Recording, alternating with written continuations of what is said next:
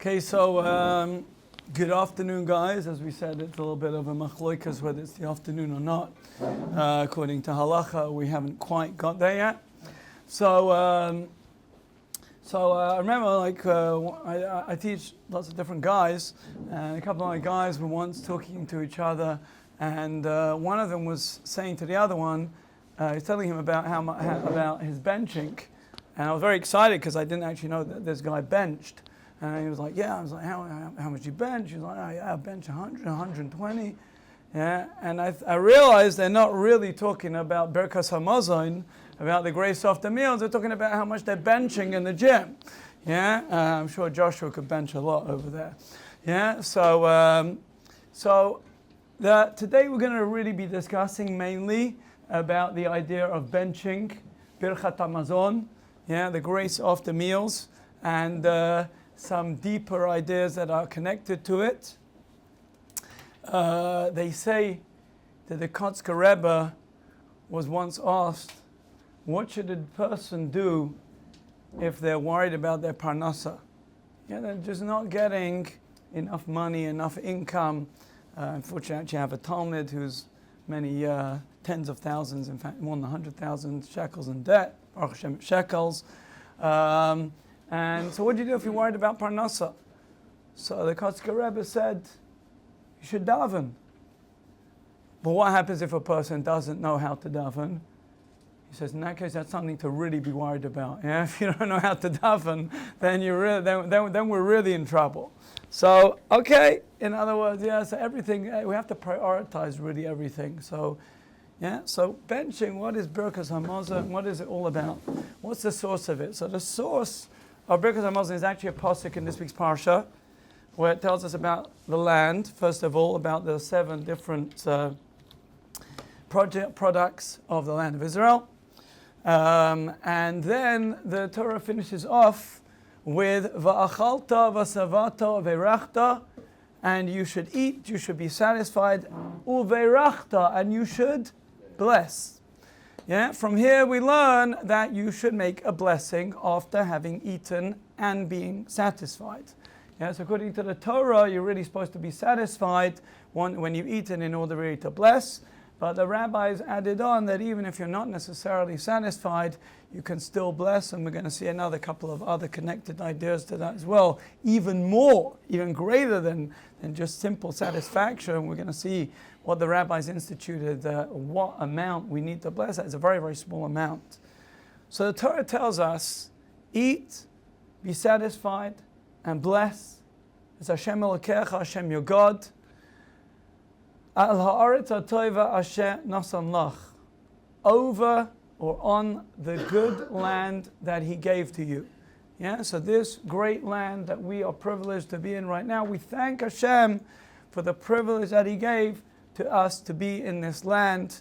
Yeah, and we should bless Him afterwards. This is actually one of only 2 blessings which are actually from the Torah. Don't you know that most of the blessings that we make on food, on things that we see, on smells, on different events, on different mitzvahs are actually rabbinical. This is one of the only 2 blessings, the other one being the blessing on the Torah, blessing that you make on the Torah before you start learning Torah. If anybody hasn't done it yet, then you can grab a siddur now quickly, I won't notice. Yeah, and the other blessing that's from the Torah is this pasuk. Eat, be satisfied, and bless. And from here we learn, there's a whole discussion in the Gemara, that when you eat bread, that you should make a blessing afterwards. And some people say also eating any of the other products of the land also could be from the Torah as well. Yeah? So it's an interesting thing. This pasuk has in it exactly 12 words. Yeah? Now what's the significance of the number 12? What was 12? Tribes. Excellent, yeah?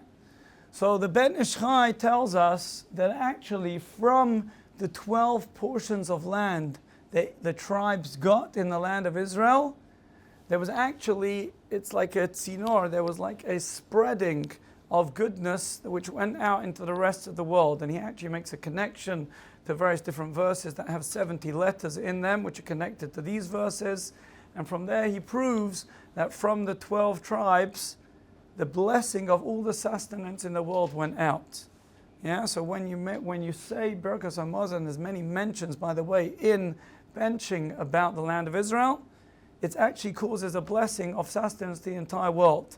Yeah, so wherever you happen to be in the world, you're technically getting some sustenance from the land of Israel, from the Holy Land. So you're connected to the Holy Land in some way, and your blessing, your sustenance, your job, your income is in some way connected to it.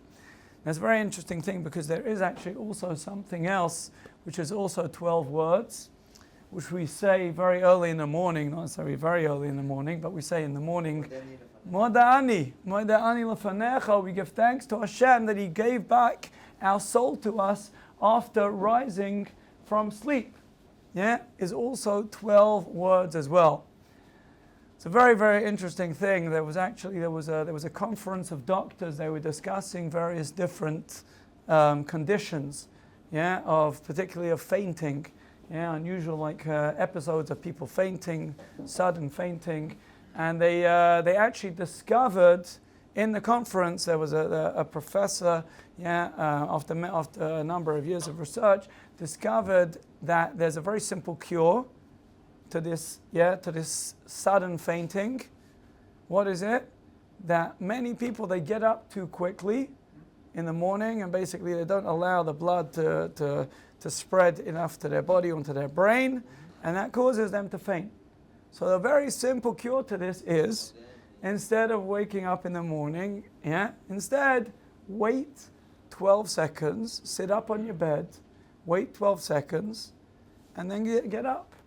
So there was a religious Jewish doctor there, and he got up and he said, I just want to say it's a very interesting thing that Jews, for time immemorial, have been saying a blessing when they wake up in the morning. They don't get straight out of their beds.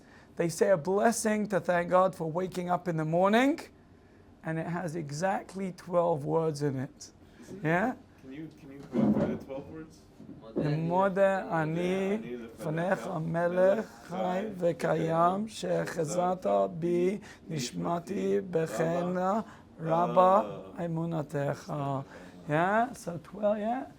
We've got to be compassionate. You've got to be compassionate. But we've got to be compassionate. It's a very, very interesting thing. So we see 12 words in 12 words. And that is obviously, could be that there's a connection there as well. In other words, it's telling us that we all need to be grateful, the 12 words, the 12 tribes.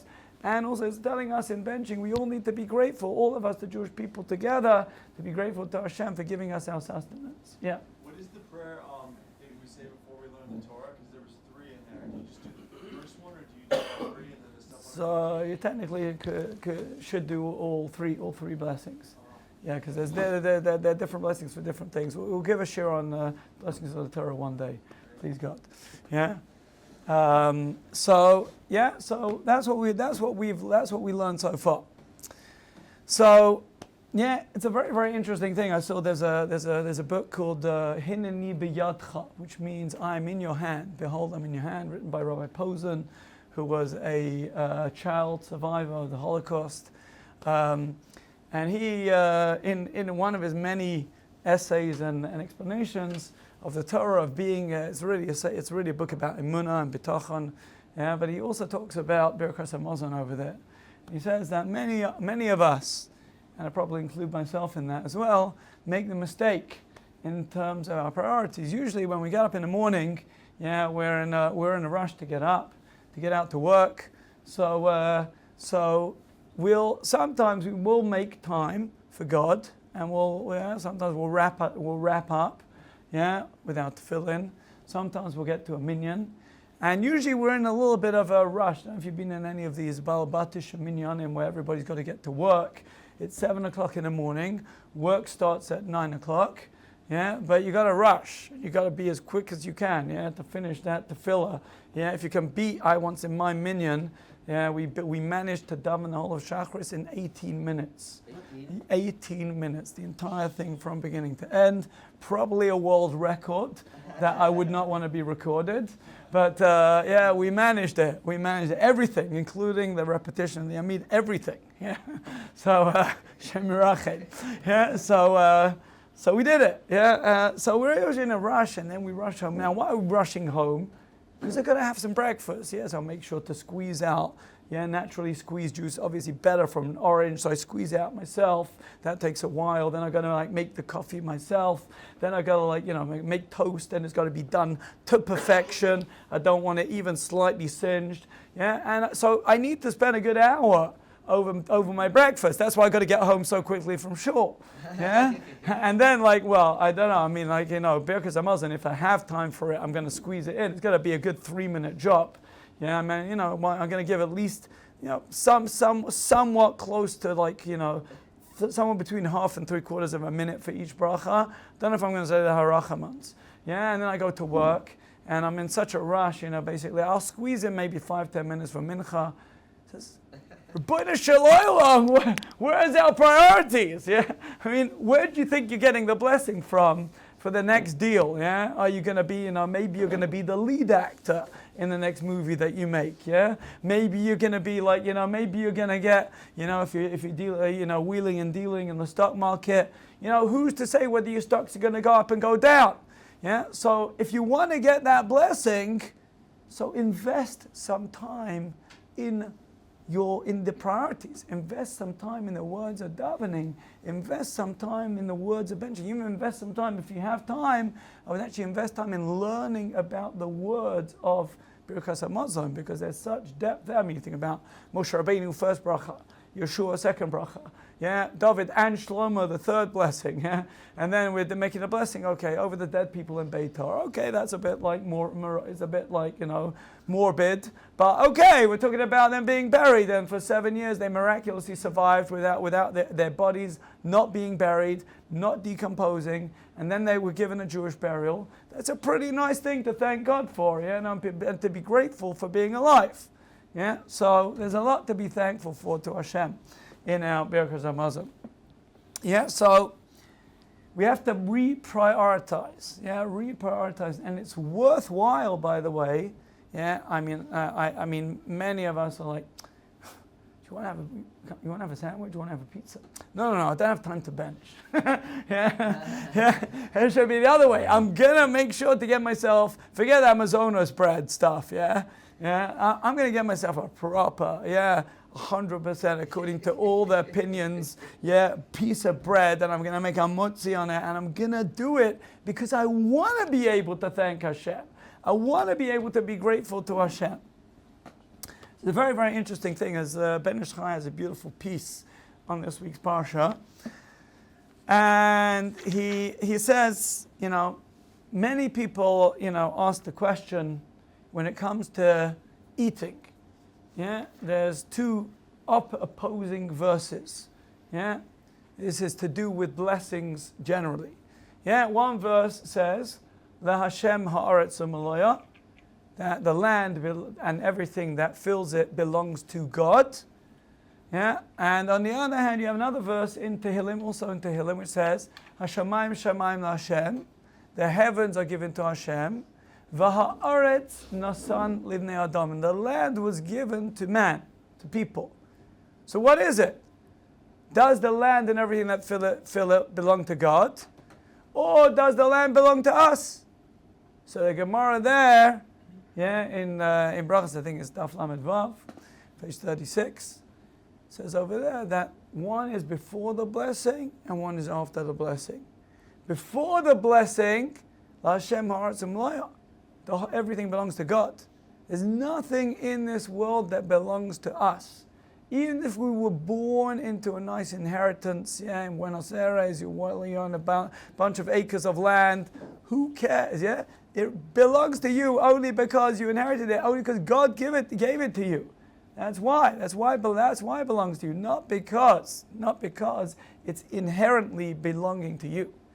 So therefore we have to realize that after we say the blessing and we recognize that it really belongs to God, then that's when the land is given to us.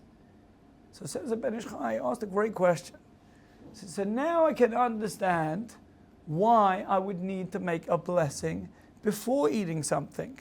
Because if I don't make the blessing, I haven't recognized it belongs to God. I haven't recognized the source. So then there's a problem. But once I already recognize the source, so then why do I need to make a blessing afterwards? Why is the Torah telling me over here I need to make a bracha afterwards? I already thanked God for the fruit. I thanked Him for the bread. Why do I need to make an after blessing? Yeah, so maybe the Torah is telling me a chiddush. Because you would have thought that you shouldn't have make a blessing. So now the Torah is telling me, yeah, you should actually make a blessing. So this is the Ben Ish Chai's question. Why do you need to make Bircas HaMazon? Why do you need to say the grace after meals? So he says a beautiful idea. He says that the bracha that we make before eating something, which is a very important bracha, because then that's when you're desperate for the food. You're really hungry. You just came back for a beach trip and realized that the schnitzels got eaten by everybody else. What are you going to do? Yeah, so you feel like you're going to collapse before you get to the pizza place. So what are you going to do? So for that you make a blessing. Yeah. So it says when you make the blessing, you're making it on the food that you're eating. When you make a blessing afterwards, you're actually making a blessing on the source of the food, on the land. That's why we say you should eat, bless, and be satisfied and bless. Al ha'aretz ha'toiva, Hashem asanlach, over the great land. Bless Hashem your God. Al ha'aretz ha'toiva, over the great land that He gave to you. Remember what the source is of the food that you eat. If it wasn't for the fact that the land was blessed, that the rains come, that the crops grow, in that case we wouldn't have the food.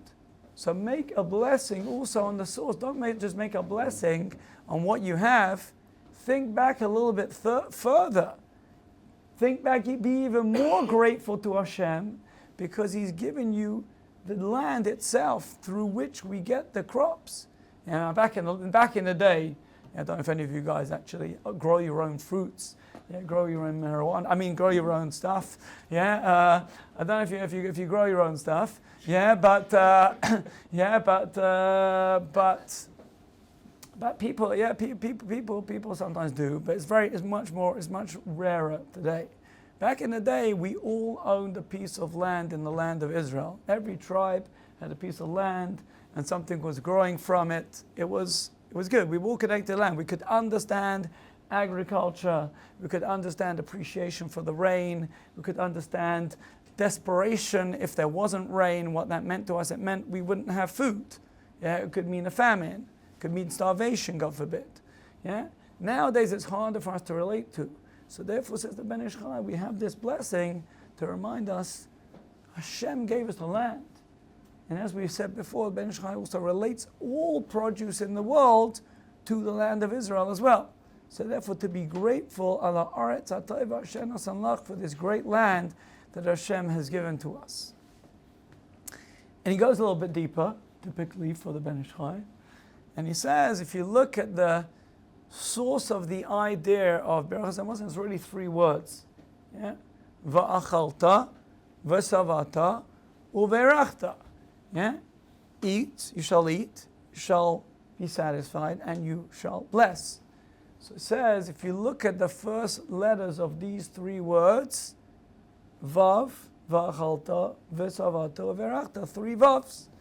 If you put together three Vavs, it's 18. 666, which is a hint that you need to pray.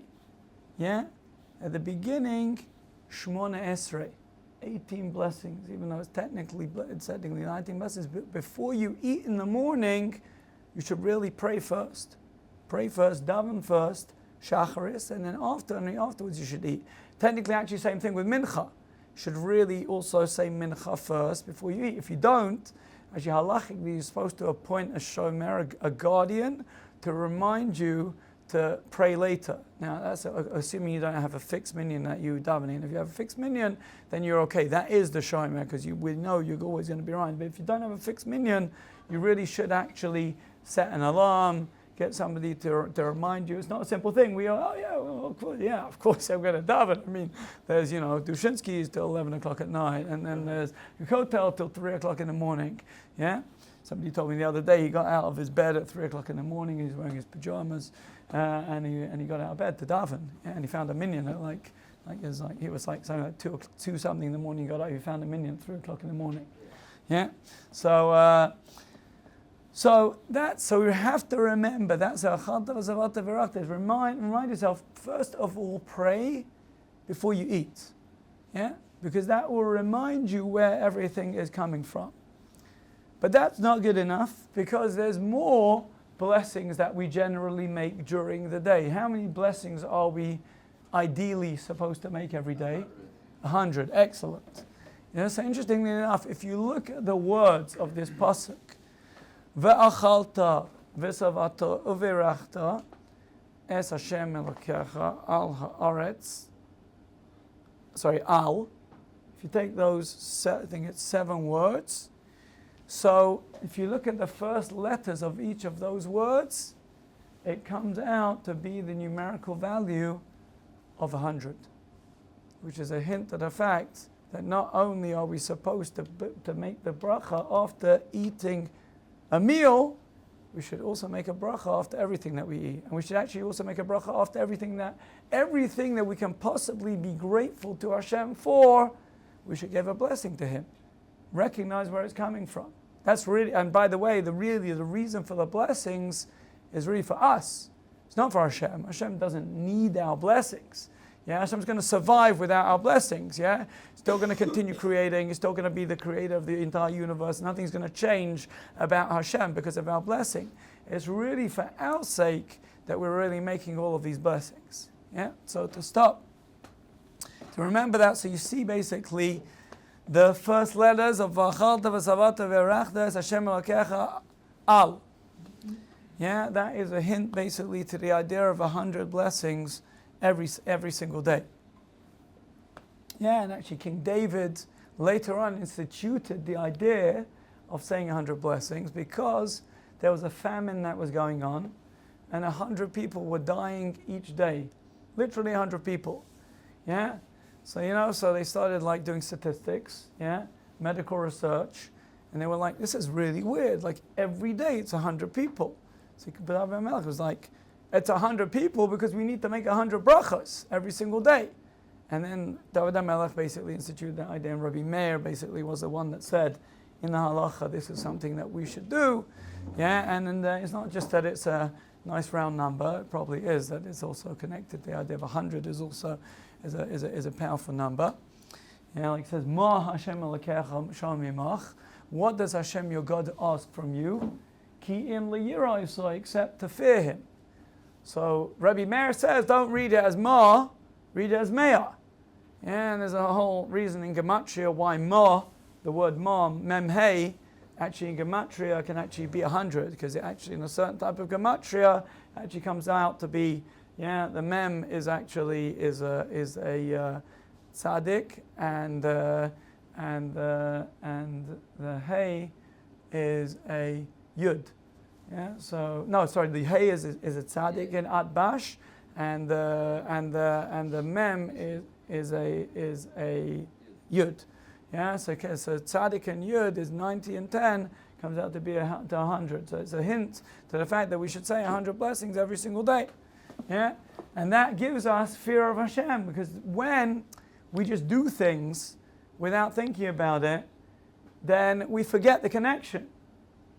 But when you stop and you think about anything that you have, any gift that you're given, any event, like for example, like we went to the sea yesterday, yeah, as a blessing you can say overseeing the sea. If you haven't seen the sea, yeah, say yeah, Shas Yom Gadol, or yeah, or some Masa Bereshis, yeah, it's different, different depending which yam, which sea it is. Make a blessing over the sea. Yeah, you see a shooting star, make a blessing. Yeah, there's all different things. Yeah, you see a person flies over sea. Make a blessing of a gomel. A woman gives birth. Make a bracha of a gomel. Yeah, there's all different blessings you could say at any time, and it's all sourced in this blessing about Bircas and Moshe. That's where it really comes from. Yeah. How much time do you have between seeing the shooting star, pulling your phone out, finding the proper blessing to give it, and doing and saying it? How much time do you have before it's possible to give it's a good question. Sometimes, so for some blessings, it would only be the amount of time, like thunder and lightning. Could be you only have a very short amount of time, but often thunder and lightning is coming multiple times. I'm not 100% sure, but I think you would have time. If you're thinking about it and you're trying to get the bracha, I think you would be able to have that time because it's still in your mind. I'm not 100% sure. So far we've seen a lot of amazing things about where the source of all these different things comes from. Now I want to share with you story about there was a guy who was exceptional, in Bircas meaning that he actually stopped, said every word carefully, with kavanah, with intention, very slowly. Probably took him about 10 minutes, somewhere between 8 and 10 minutes. Can you imagine? Say Bircas Hamazon. Yeah, not the usual 2 minutes. Come on, guys, we got to move. Yeah, it's so. Somebody asked him why is this? Where does this come from? So he was actually a Holocaust survivor, and I could be wrong, but I think he was in Auschwitz. And so he said that just before the war, he was a yeshiva Borger, and Rabbi Meir Shapiro, had come to the yeshiva, and he spoke, and he gave him a talk about Bircas Hamazon, and it was very inspiring. And from that day, he started saying Bircas Hamazon with kavanah. From that day, and Bircas Hamazon, of course, if you look in the words, as you guys are going to do after share, is you'll notice there's so much that it covers everything. Bircas Hamazon really covers everything in there. Like in others, like life, mercy, goodness, fruitfulness, children, everything is in there, and you can make a blessing for your families and for everybody that you know. You could put it all in there. Maybe that's why it took him 10 minutes. I don't know. He's asking Hashem for all of his family. So he basically he started focusing on it already then. And one of the interesting things that Rabbi Shapiro pointed out from the Magen Avraham is that there's one letter from the Aleph base that does not appear anywhere in Bircas Hamazon, even on Shabbos, even on Yomim Tovim, even when you're saying Ritzei, Yalev Yavoy. So which letter is it? It's actually the final pay. So he said, so why? So the Magen Avraham explains the reason why we don't have that one single letter out of all of the Aleph Bet is because a letter, final Fei, represents divine anger. The words Af, Aleph, final Pei mean divine anger. Za'af, ends with a final Fei. Mostly, often there's a number of words which finish with a final Pei that represent divine anger. So when Hashem Yerachem is divinely angry with the world, whether God forbid it's a Holocaust, or if it's a time of pogroms, or whatever it happens to be, then in that case, like Bircas Hamazon is a very good segula to be protected. So this guy wasn't doing it for that reason. He was doing it because he just wanted to daven to Hashem. He was very inspired. Anyway, he found himself in a line. He was very young, by the way, at the time. And they were asking people, what do you do? What's your job? So somebody whispered in his ear, that I think he was something like 12, 13 years, he was very young. They whispered in his ear, he said, say you're a cook, say you're a chef. And so when he got to the end of the line, they said, what do you do? He said, I'm a chef, professional chef. So he said, really? He says, yeah. I guess he stepped on his tiptoes. He did his deepest voice, I'm a chef. I was in the Hilton Hotel in Warsaw. And he's like, okay, great. And it was almost a miracle. They took him in, and he became like one of the chefs as miraculous, because he didn't know really how to cook. But he learned very quickly. I think that other guy actually also said he was a cook, and he trained him in, and he was there. Yeah, and he actually saved many Jews. He often used to give them like the peelings. You would be killed if you gave even like vegetable peelings. You would be killed. Yeah, but he used to do it. He risked his life. Anyway, yeah, there was somebody there in the camp. One of the Nazi officers was very upset because this Jewish kid, was in the kitchen. He always had food, and he was just upset. So he decided one day enough. Yeah. And we all know what that meant in Auschwitz. Enough. Yeah? Yeah, but enough for the Nazis didn't mean just take out your Luger and shoot. You got to torture somebody first. So basically, what he did is he gave him either, I think, a fork, a metal fork or spoon, and he told him he needs to dig a pit. Yeah? And he's giving him like an hour, half an hour to dig a pit. Yeah, so and so deep and so wide, and he has to do it in an hour. Yeah, so his kid's like, "What am I going to do?" Yeah, so he started thinking to himself, "Well, nothing to do. I might as well just try." Yeah, and all of a sudden, out of nowhere, came a truck of Polish workers. Yeah, with their tools, their spades, their pitchforks. Yeah, and they were like, I don't know what his kid's name was, like Yankel. You got some peels for us, whatever. He said, you don't get a single peel till you dig me a hole. Yeah? And he told them, they dug a hole for him. He gave them their peels. Off they went. Yeah? An hour later, this Nazi officer comes back. He sees Yankel sitting by the edge of the pit, dangling his feet. Yeah? And he's like, you guys are what your God is protecting. I'm not touching you. And he just walks away. Yeah, literally saved his life. And that's why this guy, if he was very davening with a lot of kavanah, but after the war, that was his big thing. Yeah, literally saved his life. It saved his life to start with, and it saved his life in the camps. Yeah, so if we were not saying, Birchat Hamazon with kavanah until now, I think we're going to start saying it from now on. Yeah, so there's a very, very beautiful Rabbeinu Bachya that I saw this week, and he goes into explaining some more ideas about what the depth of Bircas Hamazon really is. So he says in a simple level. Yeah, this is very typical of the Rabbeinu Bachya. Starts simple, pshat, and then before you know it, you're in Kabbalah, flying with the angels. So just get ready, okay? If you've never flown with angels before, you don't need a license, it's okay. Yeah? So what does he say?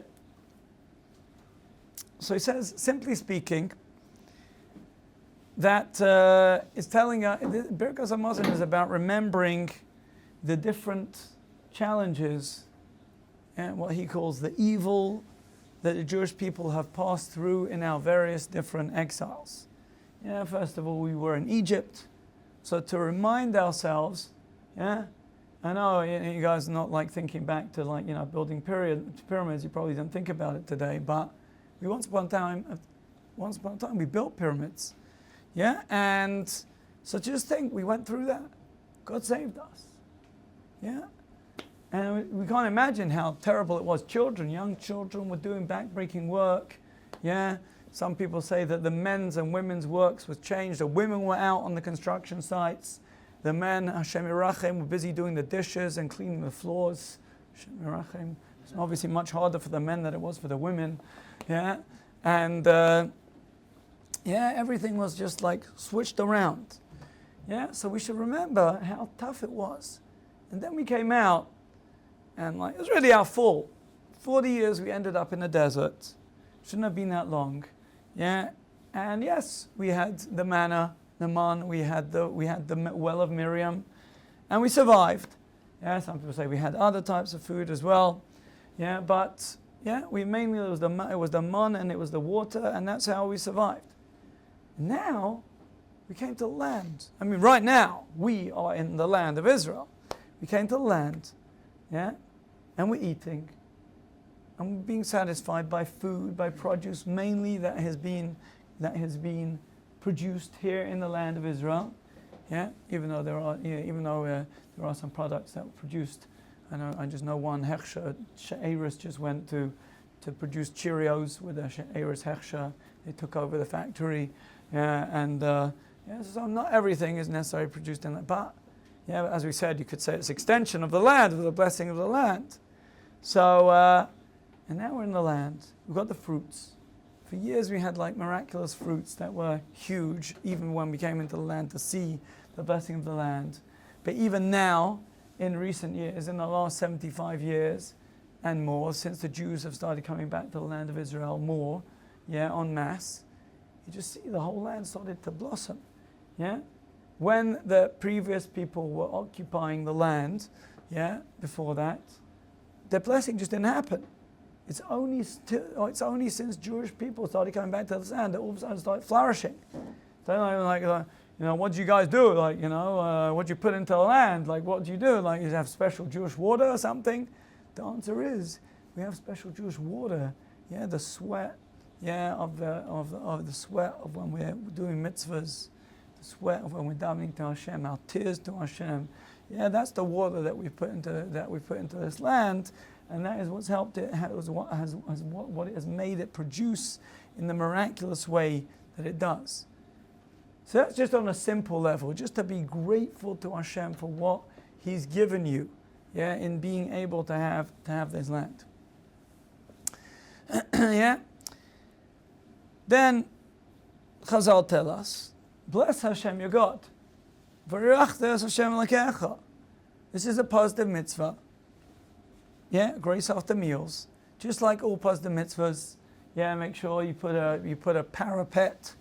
It doesn't mean a parrot that is a pet. You put a wall around your roof.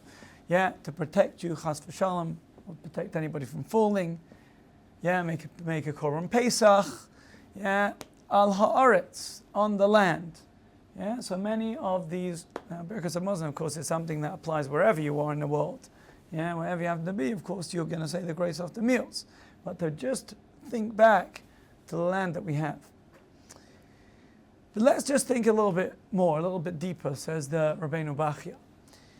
He says that have to start thinking about the source of the blessings. To start thinking about what a blessing actually does. The word for blessing is bracha. Right, excellent. So bracha, our rabbis tell us, comes from a couple of other similar sounding words. One of them is brecha. Another one is berech. Brecha means a pool. Berech means a knee. A brecha, a pool, is an expanse of water. And a berech, your knee extends your body. You stick your knee out. And all of a sudden your foot is much longer. Unfortunately, sometimes little kids, obviously my kids not included, sometimes extend their knees for not good reasons. Many times they extend their knees for very good reasons. To do mitzvahs. So when we stretch out our knees, we're extending something. So a bracha is a source of expanse. And actually, the Mekubalim say that when you make a bracha, you're actually causing an increase in the world. Actually, the Rabbeinu Bachya says, you cause an increase in the world of something. So you make a bracha, borei min mezonos, you just ate a piece of cake. You've actually expanded sustenance in the world by doing that. You've actually caused more bracha to come into the world. You make a bracha, borei pri ha'adama, on the ground. Everything grows from the ground. You've actually, by doing that, you've caused more nutrition and health to come into the world and into people. It's literally a source of refuah, of healing, by saying a bracha of borei pri ha'adama with kavanah. And every other bracha has its own meaning, has its own connection. Some of them are for to find your soulmate. Some of them are to find, or to have children. In Geffen is to find a soulmate. And other ones are for children. Or Pri Hagafen, the fruit of the vine. So there's a lot of depth really that's going on these in these brachas. Yeah, especially in Bircas Hamazon, to realize there's tremendous depth going on there. So I'm just going to finish with a couple of ideas because I don't want you guys chas v'sholom to miss lunch, before mincha. Or maybe after mincha today. Maybe today we'll do it after mincha. We'll see. Yeah. So they say actually during Corona was a very tough time for many people financially, emotionally, on all levels. Yeah. But actually many people that were actually doing fine. In fact, they were actually doing even better in business during Corona. Especially people that sold medical equipment. They were doing pretty okay. Actually, there was a guy a religious guy that I know from, I think from London, don't know him personally, that he bought a ton of medical equipment around the world, and he was he was going bankrupt because he couldn't sell it.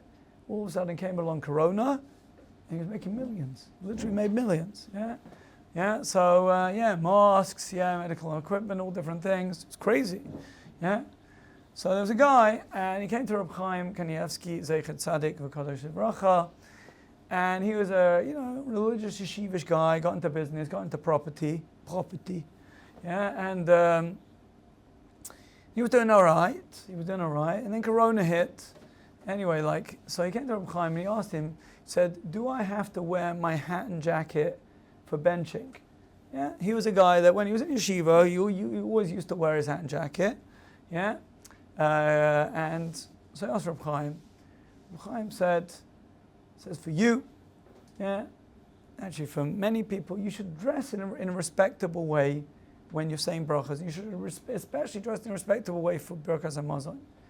So for you, yes. And even though, the guy explained, he's meeting non-Jewish clients, he's meeting secular, Jewish clients, and it may look a bit strange to them, but that's what you should do. Obviously, he would always take them to kosher restaurants, all of his clients. So he went, and he listened to Reb Chaim. And they were doing a business deal. They were selling, I think, a building, and they were having a little small discussion over just 5 million shekels. The guy wanted him to pay an extra 5 million shekels, and he didn't want to. So they were going backwards and forwards, and didn't know whether neither side was giving in. And he was actually just about himself to give in and to pay the extra 5. So anyway, and then he says, you know what? Before I do that, I'm going to talk to Hashem. So without telling them what was going on, he takes out his Bircas Hamazon card, and he's like, oh, wait a second. Goes over to the hook, takes his jacket and his hat, and he puts it on, and he starts benching. The guy's looking at him, doesn't know what's going on. And all of a sudden, in the middle of benching, probably while he's saying Mafarnei Sakol, so probably I'm just adding that in. He suddenly the guy says, okay, fine, you don't have to pay the extra 5 million. Done. Let's just sign the paper. He's like, oh. Toda lakel. And basically finishes. It's and now he slows down, maybe to a 8-minute, maybe 10-minute benching, and he's finishes up, and he was okay. The guy signed the contract. He's like, okay, fine. He signed the contract. Then afterwards, he asks him, by the way, what happened there? What made you change your mind? So he says, when I saw you putting on your hat and jacket and you getting up to leave, I said, that's it, I've got to sign. I don't want to lose this deal. So you see, when we do Bircas Hamazon, each on our own level, each on our own level with our own, respect to Hashem, it's going to bring us a bracha. So Be'ez Hashem, I was in a restaurant actually, Entrecôte. They have steaks called tomahawk steaks. I don't know. I also tomahawk. You scalp the white man with that, but I don't know. Anyway, they were eating them. It's crazy. So So anyway, my bracha to all of you, to all of us, is that we should be blessed by realizing that the source, the makor hachaim, the makor bracha, the source of everything is all Hashem, and through that recognition, whether it's V'achalta v'savata v'rachta, whether it's during the Amidah, it's 18, whether it's during, where you go a bit further, Es Hashem Elokecha Al, those first letters of each of those makes 100, whether it's making 100 blessings a day, should be a tremendous source of parnasa for all of us and blessing in every possible way, and they should each have all of the blessings from all of the brachas that Hashem gave us to say, and Hashem should be a source of all goodness to all of you. Thanks for listening.